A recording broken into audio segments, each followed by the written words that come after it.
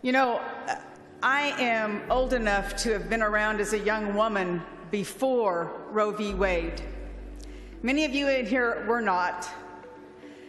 But I can tell you that people, women, prior to Roe v. Wade, and for all history that we're aware of, have had abortions. Unfortunately, women are sometimes in a position where they become pregnant, and the pregnancy is not something that they choose to continue with. It becomes even a very desperate situation to where they will go to any means possible to not be in that position where they actually are giving their body over to something that, if you haven't experienced it, you don't know what that must be like. They had abortions prior to the legalization. You're changing the laws to try to make it illegal again or make it more difficult. Will not stop abortions from happening. All it will do is make it less safe. The American College of Obstetricians and Gynecologists said that before Roe v. Wade, it was estimated that 1.2 million American women resorted to illegal abortion each year, and that unsafe abortions caused as many as 5,000 annual deaths among these women. After Roe v. Wade, mortality due to septic illegal abortion decreased precipitously. There is a reason to have abortion be legal and safe.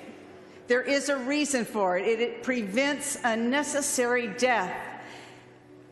I know that this is something that we don't want to have abortion. The descriptions y'all have given are breaking my heart. This is a difficult day, I'm sorry. I'm a mother. I loved my pregnancies. I loved my children. I'm now a grandmother of 4, and I am so fortunate. I'm so fortunate that these were pregnancies that could continue for our family. It is not that way for everyone. We can sit here self-righteously, thank you, sit here self-righteously and decide that we always know best for every person, but we do not. We do not. When a woman becomes pregnant, she loses a part of herself to someone else. Most of us want that because it's beautiful. Because we want women who are in desperate situations to be able to make the choice for their own bodies and their own families, and to do it in a safe way, and to allow doctors and healthcare providers to use their medical judgment to determine the best way to do this. That does not mean that I am not pro-life. I love life. I love my children. I love my grandchildren. And members, we can work together on this to prevent more abortions from happening than need to by making sure we work together on contraceptives being readily available to those that need them. We can do that.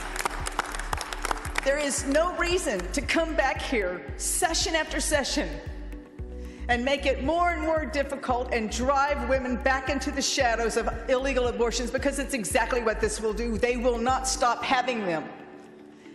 They've always had abortions. We have always had abortions. Women have always had abortions, and that will always be something that will be sought.